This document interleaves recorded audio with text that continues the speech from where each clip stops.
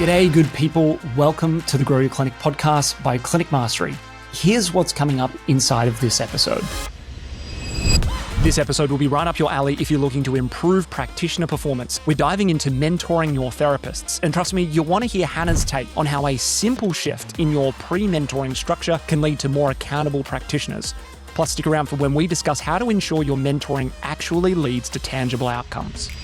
One of the biggest changes recently has been just renaming it from supervision to mentoring. We want team members to be problem solvers, not just sharing all of the problems. I think if you talk to any OT or physio or speechy, they'll basically say that they expect to have an hour of mentoring a week or a fortnight. I think if we stop and say, why do we do it that way? Yeah, that 131 is really important in relation to creating that independence. What is one problem? What are your 3 proposed solutions? What is your 1 recommended solution of those 3? We were in a session and they said X, Y, and Z, and we're like, that's what Hannah says. And I'm like, yeah, that's what Hannah says because Clinic Mastery taught Hannah to say that. Before we dive in, today's episode is brought to you by AliClinics.com. If you're the kind of clinic owner who loves to feel organized and stay ahead of the chaos, you'll love Ali. Think of it as your digital clone. It's the single source of truth for all your clinic's policies, systems, and training. Test it for free at AliClinics.com. And in other news, applications are now open to work with us one-on-one at Clinic Mastery. If you want support to grow your clinic and bring your vision to life, just email hello@clinicmastery.com with the subject line podcast and we'll line up a time to chat. Let's get into the episode. All right, it is episode 373. My name is Ben Lynch. I'm again joined by Hannah Dunn, Director of DOTS and OT Service in Melbourne. You were just in my neck of the woods in the beautiful McLaren Vale, having a meet up with some friends and some colleagues. Just tell listeners how good it is down south here in Adelaide. It is beautiful. It was really nice. And there was a little festival on the water of food that unfortunately for those vendors, it was pouring with rain. But we went over and had something to eat and drink, which was good. It is beautiful. Just being able to walk around and have access to so many different wineries, always a win. It is sensational, 45 minutes really from the CBD down south, you're in McLaren Vale, up north, you're in the Barossa, we're spoilt for choice. And then maybe 30 minutes and you're in the Adelaide Hills. I mean, it is God's country here in Adelaide. I know Melbourne folk tend to think that, it's just a small country town, but it's beautiful. It's beautiful. Yeah. And that's why we're hosting our 2027 summit here in Adelaide when it's just peak festival season. The big golf tournament will be on. There'll be like the Fringe Festival, maybe close to Wome Adelaide as well. It's where South Australia gets its tagline as the festival state because it all happens in March. Anyway, you can hit us up for some tickets and members. Make sure you claim your massive discount on the tickets there.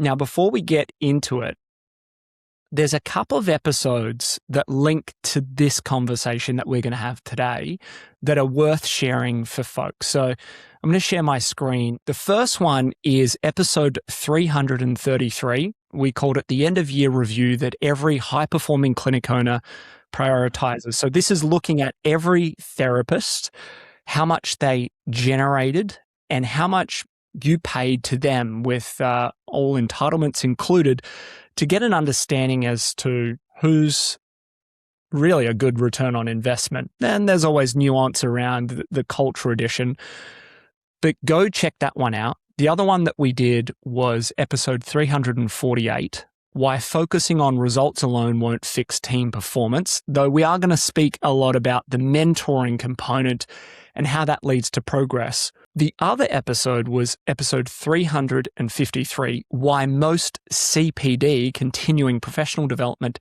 doesn't change clinic performance. Hannah, you revealed what you do at DOTS and how you make sure the CPD you commit to has a direct link back to the development of that individual practitioner. That was a fantastic walkthrough. And today is going to be very similar to that.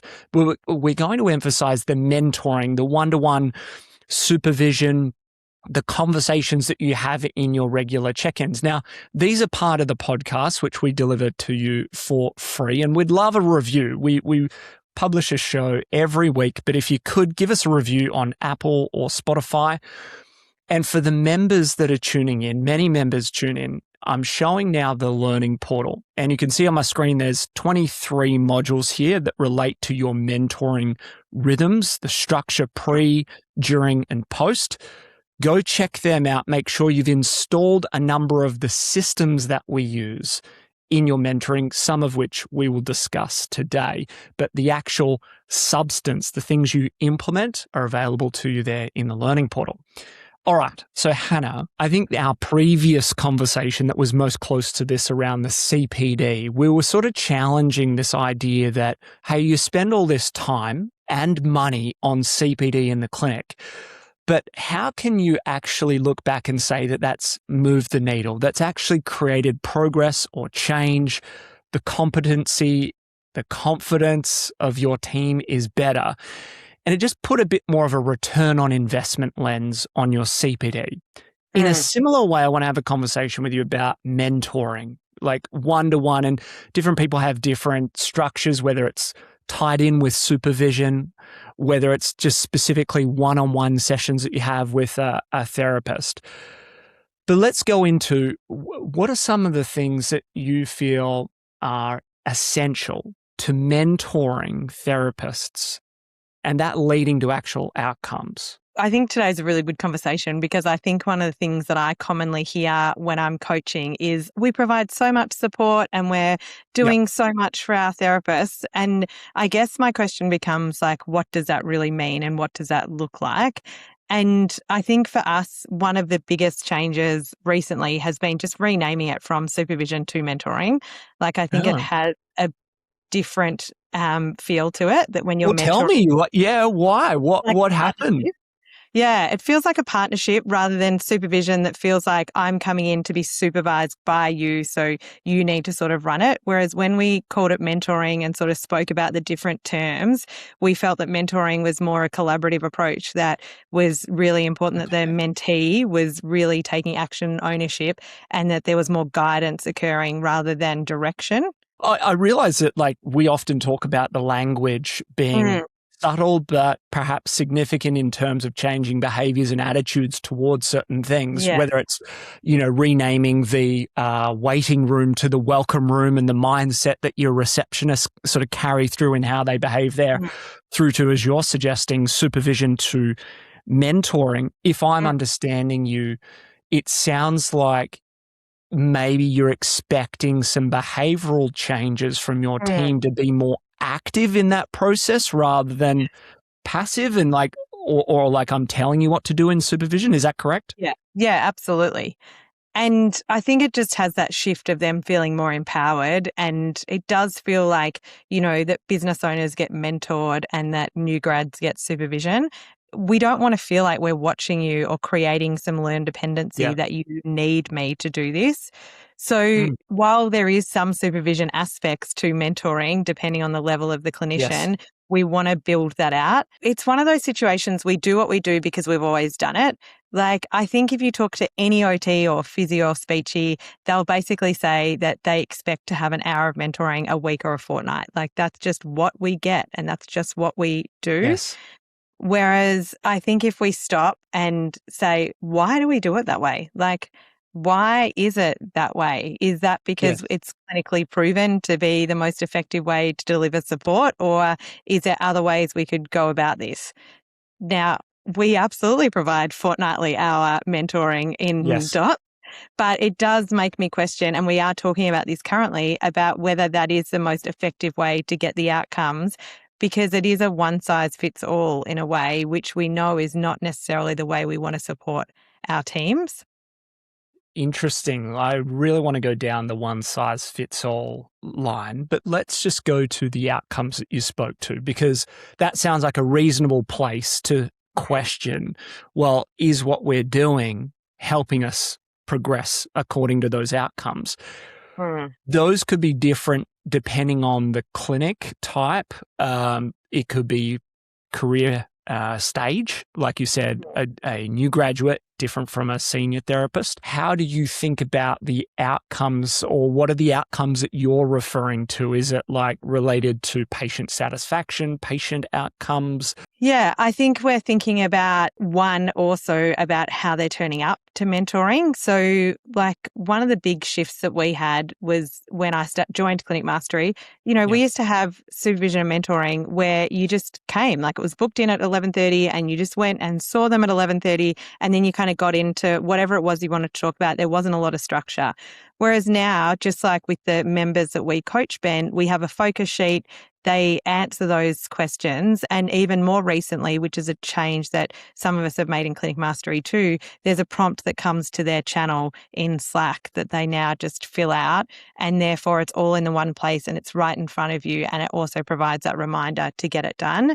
And also holding people accountable that if that's not done, that in the first 5 minutes of the session that we talk about what is top of mind, where do we want to go and what are we doing?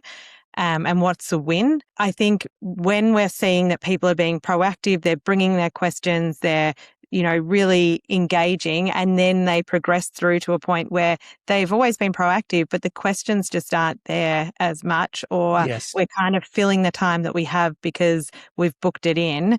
So that's when I think we need to be thinking, one of the trigger points that we want to be thinking about, is this something that we need to review? Maybe it's not that we review the frequency, but the duration.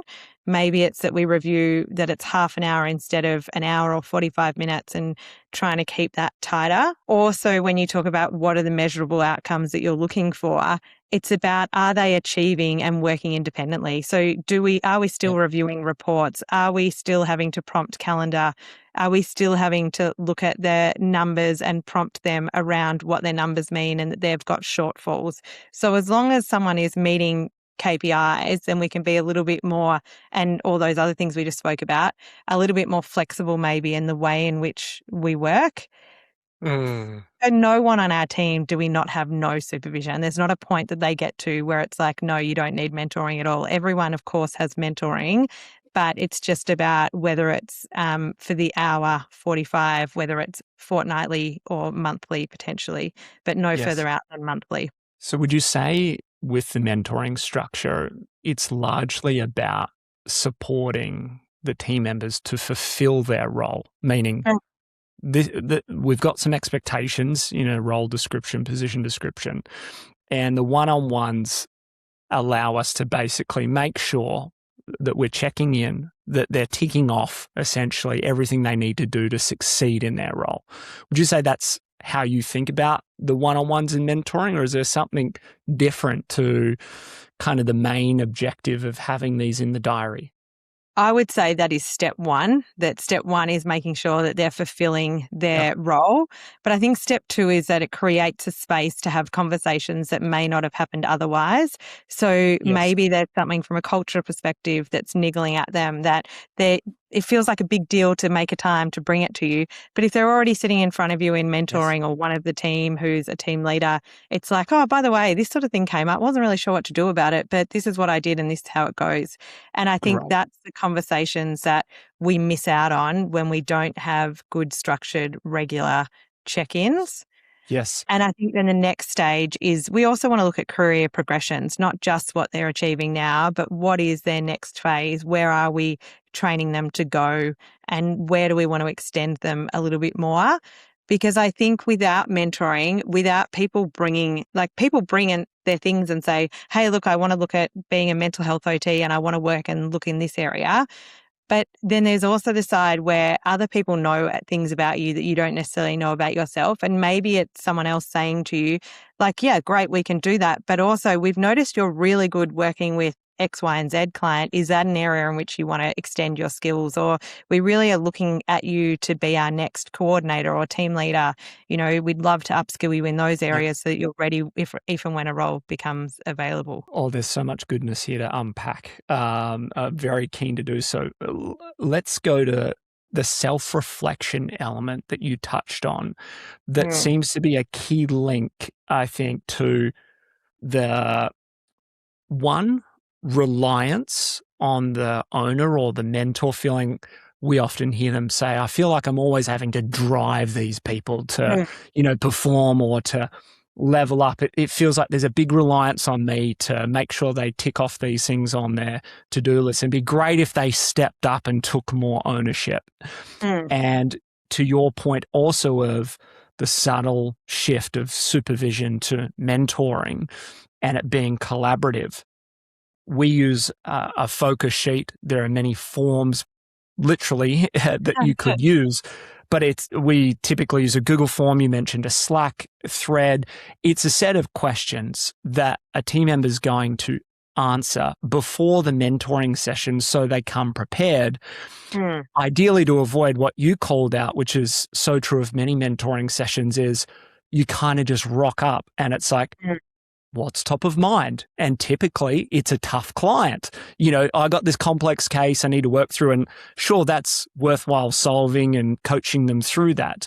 But it often means there's never any of this proactive stuff that you're talking about of career progression and CPD planning and how we're helping you grow and evolve. So I want to just come back to the idea of the structure of the actual mentoring session, because you said we could play with variables, the frequency, the duration, who's leading it. Let's talk to the structure. Not that there's some absolutely right structure, but what have you found useful in balancing in those times the ability to have time to talk about as you said before, the cultural thing that's been top of mind, but they didn't, they're not going to book a meeting. So there's an outlet for that. There's an outlet for celebrating progress. There's an opportunity to talk about where their CPD goes moving forward. There's so many of these things that come into kind of the melting pot of the mentoring session. So talk to me about the structure, the elements of the structure of the actual sessions that you found useful for allowing those different types of conversations to come up. Yeah. So we've had a few variations, as you said. There's lots of forms in which there can be. What we're trialing at the moment is that it's just really short. So it's what is your win, which we think is important because sometimes we can get so stuck in the mindset of everything's hard. And so reminding ourselves about celebrating those wins, then having what is top of mind. And there are prompts in there, like, is it about policy? Is it about team? Is it about procedures? Is it about clients? Like, what is top of mind?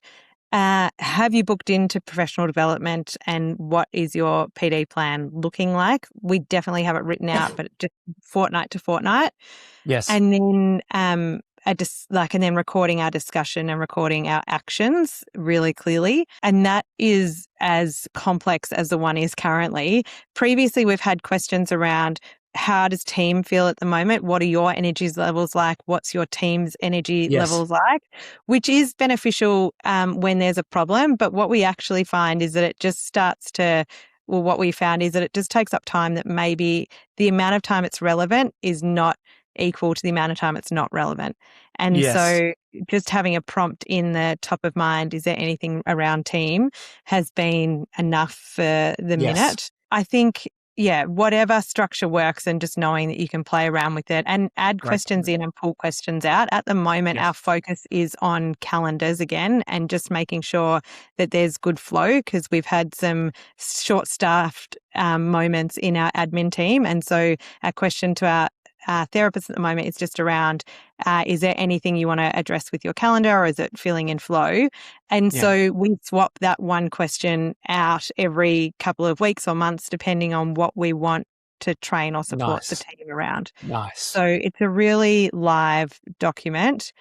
And I know that I've spoken before around us pulling our mentoring back to just 2 clinicians in our clinic, rather than there being a lot more, because we hadn't necessarily done training previously.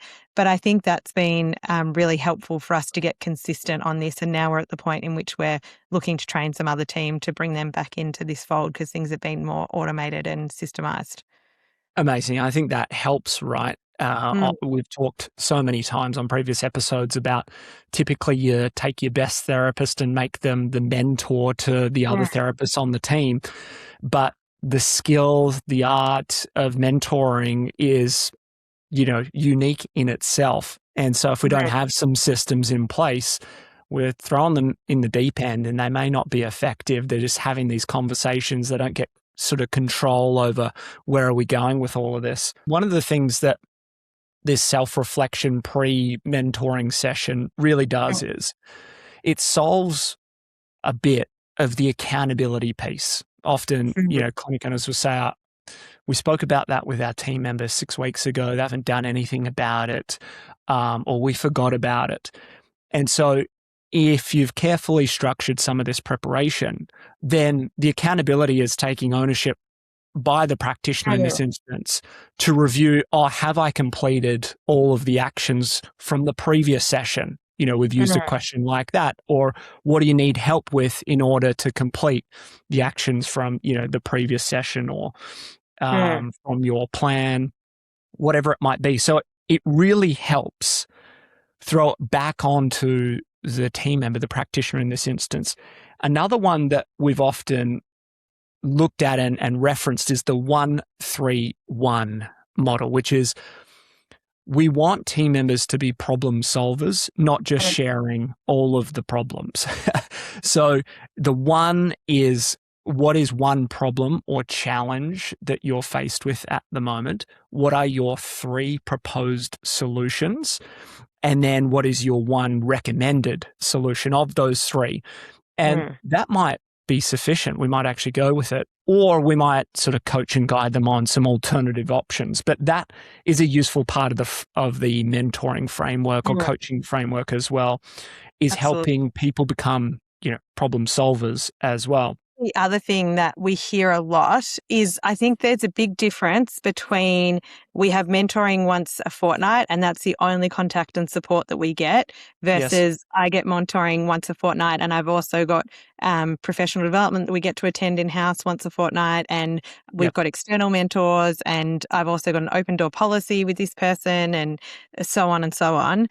I think while both of those are very different situations, I think they can both be problematic. I think sometimes we get to the end of where someone says, we have fortnightly mentoring plus, and we've actually found ourselves in a situation where we've created this learned dependency where people can't actually get anything done without checking in with you or without letting you know and seeking that praise. And that 1-3-1 is really important in relation to creating that independence. And also separating out, like, what is the dollar value of the amount of support we're providing versus them being able to see clients at that time. But also, are we overcompensating, and is it truly support, or are we just wanting to be able to market ourselves in that way to say, look at everything we do? Well, very interesting point. I, from time to time really enjoy going on to Seek and looking at job ads in different professions. I was on it this morning, and quite notably, a lot of clinics are promoting their mentoring and training as like they sort of put it front and center as a key selling point for the next generation to come in. And I understand why, but we also see a wild variety on the back end because we get to see inside a lot of clinics. And so it's quite interesting, as you're pointing out, that maybe some of the challenges we see from team members, practitioners, down the line of like they're not hitting their strides, they're burned out, and it's like you're hardly seeing anyone, and or they keep coming back for more and more training and they're not doing enough doing. How much of that is, in the communication on the recruitment side, the screening side, there's a whole bunch of, filters and elements and systems that go on there. But it's such a key thing that's advertised when we're trying to attract the next generation of practitioners. So if I come back to at the end of the day, or the end of the quarter, the end of the year, how do you know that your mentoring, the mentoring component, is actually leading to results, however you want to define that? Do you connect the sort of the performance development plan or the CPD plan with mentoring? Do you just anchor it to one KPI? Is it several? How do you look back on a period of time and go, we think the mentoring we're providing is leading to great progress? How do you make that assessment? Formally, at the moment, we don't, but you've raised a good point that we probably need to. But if I was to think about how we would be doing it, or what we do just throughout the year, it's around us thinking about, are we having an impact? Are we seeing change? And is that clinician progressing?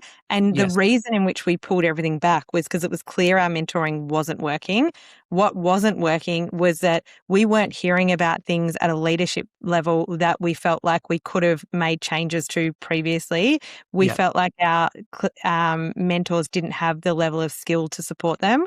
So what's working now and what we would assess as being successful is that our mentors have the skills to support quite complex problems, that they're not having to seek Yeah. leadership support until it is at a point that they are out of their depth.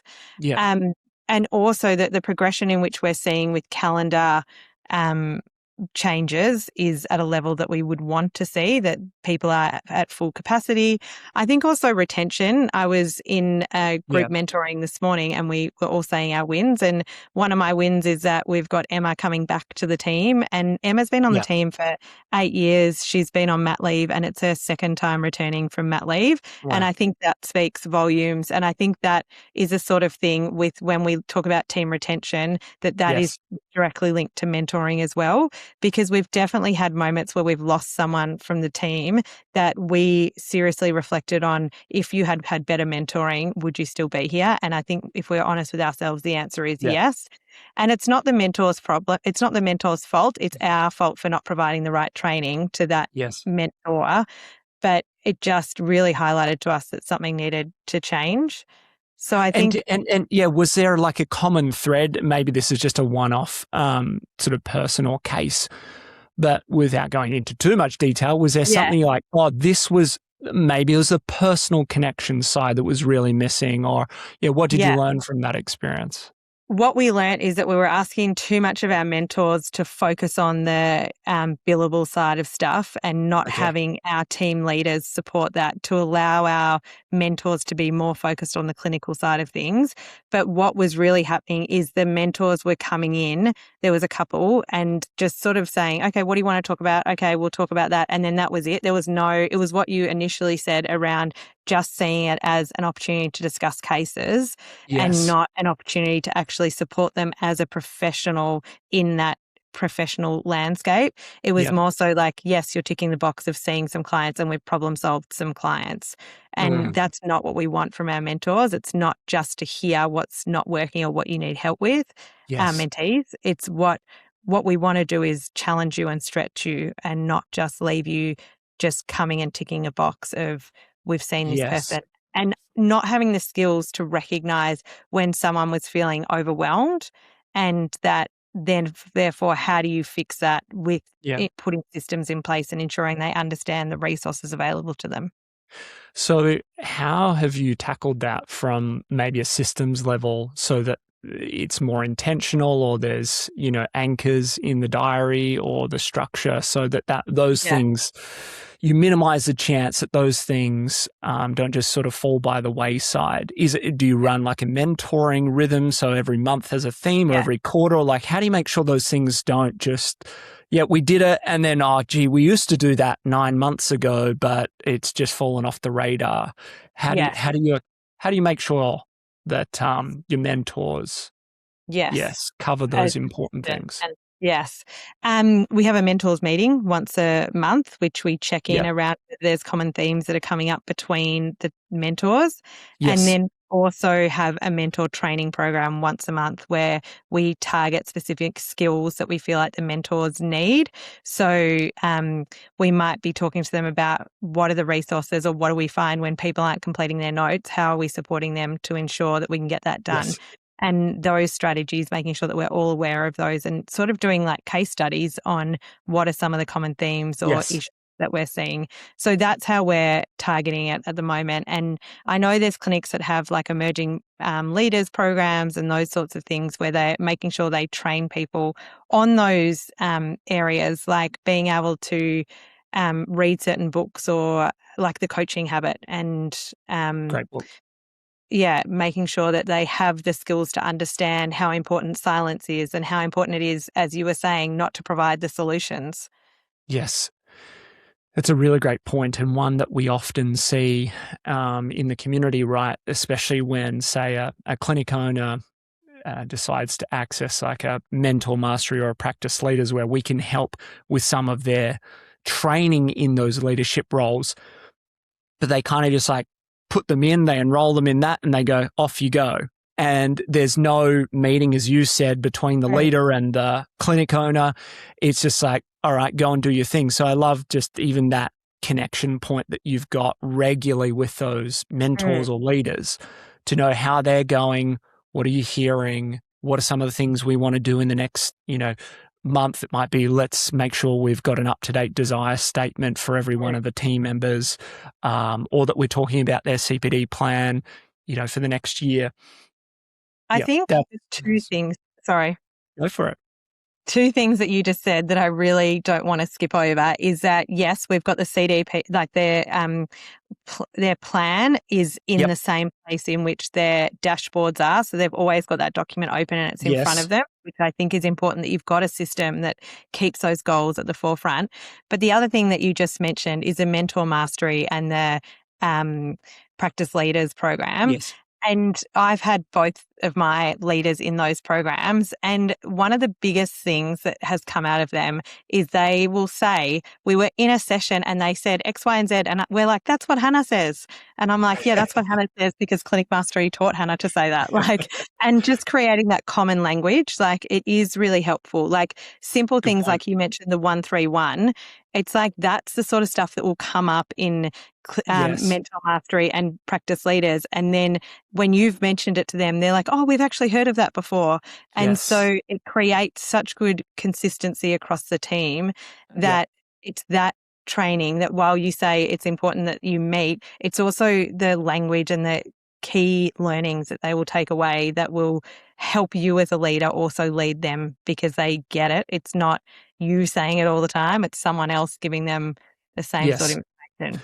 It's a really good point. I think that's the whole part of CPD or training together in general, is being able to create a common understanding, just simple terms as well, that we're like, yes, I know what you mean when you say, have we got a desire statement or a CPD plan? It's like we understand what our version is in our clinic. There's a consideration here around the outcomes of the mentoring that I often think about. And like you said, it doesn't have to be that, every month we're doing this, but periodically it's worth just asking the question, as you said, for the time that we spend, taking people offline, we're covering their wages to do this mentoring. Can we actually say that it is leading to changes? Is it, or are we just fulfilling a promise that we said in recruitment? And like you said, we're just doing it because that's the way we've always done it. Right. And there's a couple of things that come to mind, which are sort of some degree of self-rating of competence and confidence from therapists. I think if a mentor is really helping a practitioner develop in certain areas, they're helping their confidence and their competence, whether it's in a clinical assessment or condition or understanding marketing side, understanding the KPIs, the numbers, and just being able to say, okay, over the next month or 3, we're going to be focusing on a certain area. And I want to get a gauge, almost like a simple pre and post. How competent do you feel in these areas? Where are some gaps? And then let's work on that over the next 3 months, and then let's reassess. It's probably not foolproof, but I think it just starts to get you thinking in outcomes and going, okay, we don't want these mentoring sessions to drift off into another, direction for several in a row, and then go, we didn't follow through on that outcome that we were trying to achieve, which was to help you feel super competent in seeing this type of client that comes through the door. And the other element is actually asking the team, if we break down the mentoring that we provide, how important is it to you that we provide X? And how satisfied are you about X in these different areas? Because we might be, I think, so often we think we've got a really good idea for what to do, a system, a change, turns out if you removed it, people wouldn't care too much. But for some reason, you think, to your point, we just do it because we do it this way. So I think there's a good opportunity actually to get some feedback in a structured format in a survey. How important is this to you, this element of mentoring, and how satisfied are you? And are there any comments for how we could improve the value that it provides? I think two things that I really hate that I hear from people at times is we move mentoring all the time because something else comes up, like a client visit is way more important. Don't do that. Like it sends a message that it's not valuable and it's not worth as much as a client appointment. And the other thing is, my clinicians turn up and they always say, I don't know what to talk about, or I don't have anything to say. What will stop that is that pre-work, the preparation. And when the preparation isn't done, doing it at the start and eating into that time. So yeah, and I love the way that Clinic Mastery will always say, well, what are the best doing? The best are showing up and they're prepared for their sessions. And that's how we progress. It's a great point because, we've had that experiences, many times where a meeting gets shifted. And then all of a sudden people just go, well, it's not that important. And then they start to just slacken off and you go, oh, how did we get here? And it's because we moved it too many times. So I love that. Do you connect the CPD stuff that we spoke about on that previous episode where you talk about, okay, what's part of your development plan? Do you connect that with the mentoring in any way, sort of the structure, the outcomes towards it, / how do those things kind of come together? So if someone wants to go to a professional development course, they need to take it to their mentor and they need to have a discussion in mentoring first. And on our request to attend a PD, it has a tick box to say, I've discussed this in mentoring and we agree that this is part of my learning and development plan. And so they're already acknowledging that they have already had that conversation, because as management, we need to approve it potentially from a financial, but also we want to know that there's not 8 people on the team who've applied for the same PD. If we had individual mentors approving it, we could end up with too many people there or not feel like it's the right balance. And so they need to have discussed it there. It needs to be on their plan. So they need to pull up their plan if they're not already all over it and know exactly where it fits in. And then they need to apply for it. So, and then they also create a plan before they attend it about how they're going to feed it back to the team. Is it going to be a handout? Is it going to be a PD plan? And sometimes they won't know the answer to that beforehand, but we just want it to be a thought. Like, we want you to think about what it might be. And you might just say, look, I think I'm going to create a handout about this. And then when you get there, you're like, actually, I'm going to do a half-hour presentation at one of our team times or whatever it is. And so that can change, but we just want to make sure that they're aware that they will be feeding that back and your mentor is all over it. And that's how we make those decisions. Just the exercise of having to be thoughtful about how am I going to apply this and how am I going to help the rest of the team sort of level up in these areas because I came to this, workshop or conference or whatever the case may be. I think that's super valuable. A lot of this for me is coming back to the preparation and the intentionality over how we're going to help you grow and develop, just like you would perhaps for a patient. Hopefully people have got a treatment plan or a management plan with some goals attached to it. Same is true if I'm hearing you in a mentoring capacity. It's like, how are we going to help you? What are some key outcomes that we want to work on? Of course, you come to the next mentoring session and you've had a really tough client or two, and we need to help you with that. Okay, but we don't want to lose sight of the bigger picture and have a bunch of sessions that are really ad hoc. We actually want to have a plan. So what you're saying is maybe it's over the quarter, maybe it's 6 or 12 months. These are the key things we're going to work on supporting you with. Coming back to that mentoring side of things, that mentoring promise at recruitment.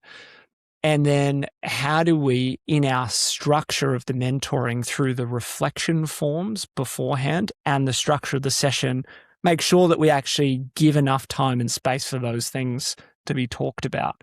In terms of making sure things get done, that's sort of the accountability, the actions post-mentoring, because I hear a lot of people say, we have great mentoring sessions. We were able to solve problems, but then I kind of look back And we had this great conversation 6 weeks ago, but I'm not sure anything changed. I'm not sure we actually did what we said we were going to do, if there were clear actions.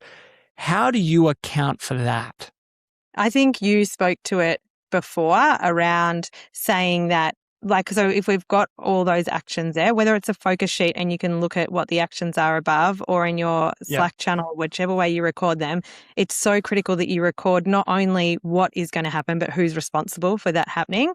And then, as you said earlier, asking why didn't that happen? What were the barriers? Why didn't we see that change? And making sure that that's it. Yes, things fall off the radar, and yes, there is going to be times that you say, and, you know, acknowledge that, yes, that fell off the radar. We need to pick that back up. Or even just having a quick review of the last 3 mentoring sessions and seeing if there was anything that has fallen off.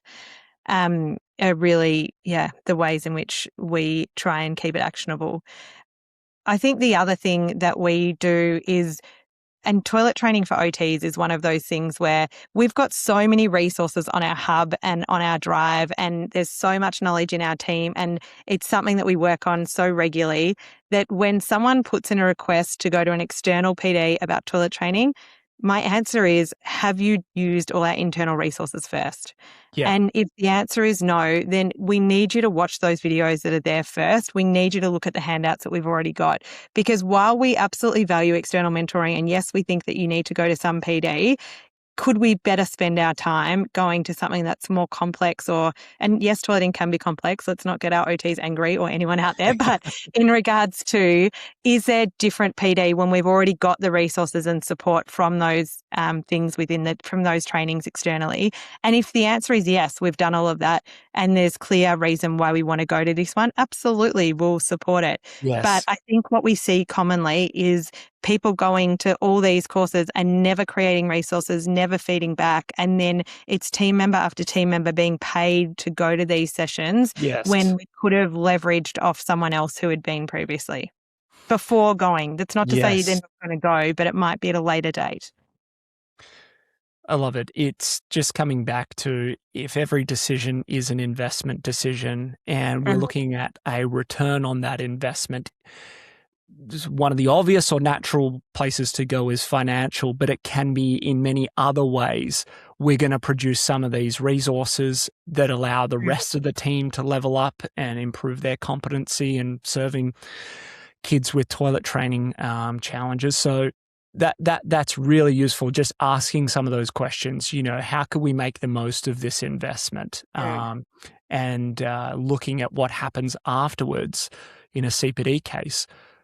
That's a terrific way to think about it. I love it. And the other thing that comes to mind that we hear is, oh, so-and-so just never turns up to mentoring, or they're always moving it. And our first question is, do you have a process and a policy written about this? Because without that, there's nowhere to fall back. So you need to have in your practices the process and the policy, the expectation around what does this look like? Because if it's not written down, it makes it very hard to keep people accountable. And I think to your point earlier of making it really personalized, at the end of the day, I often think, what's in it for me from the perspective of the other person?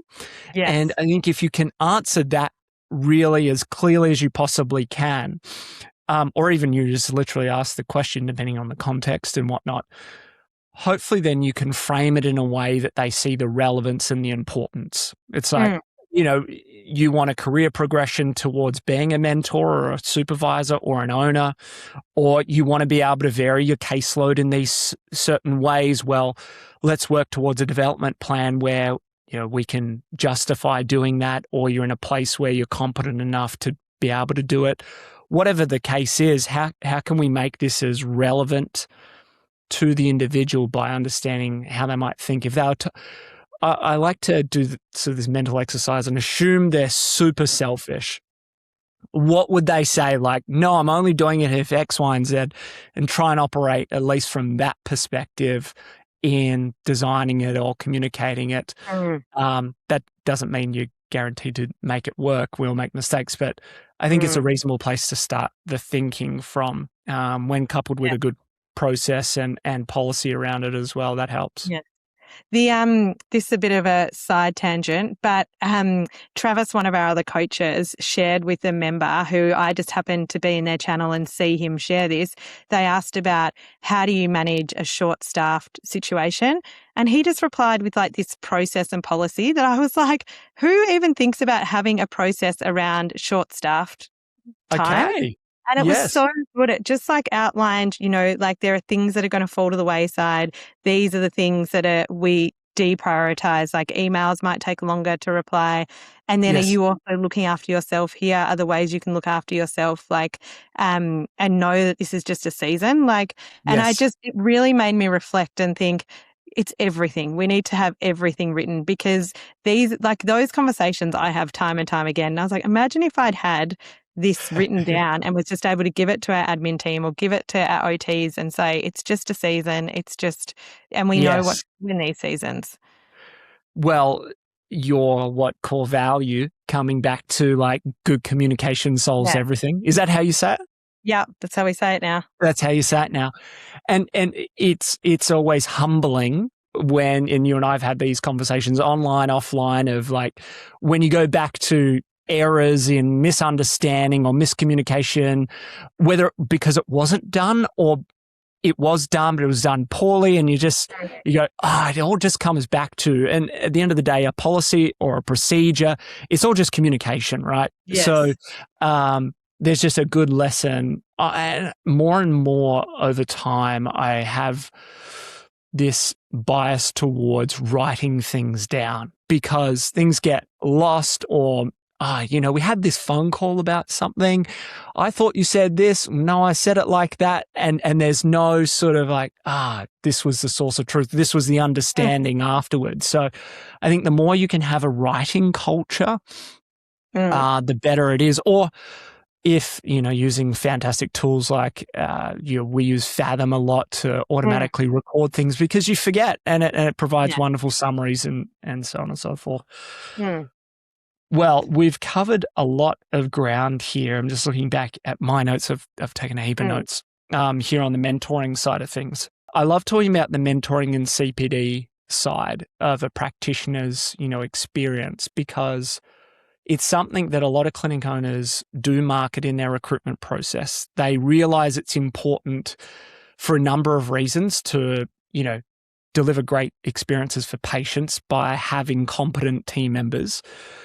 And it's also quite a joy to teach and mentor and coach team members. I think this is something that I've seen a lot in clinic owners. They love teaching. They love helping other health professionals. So if you can have a structure around it, it's definitely more rewarding, more fulfilling, and gets better results. Yes.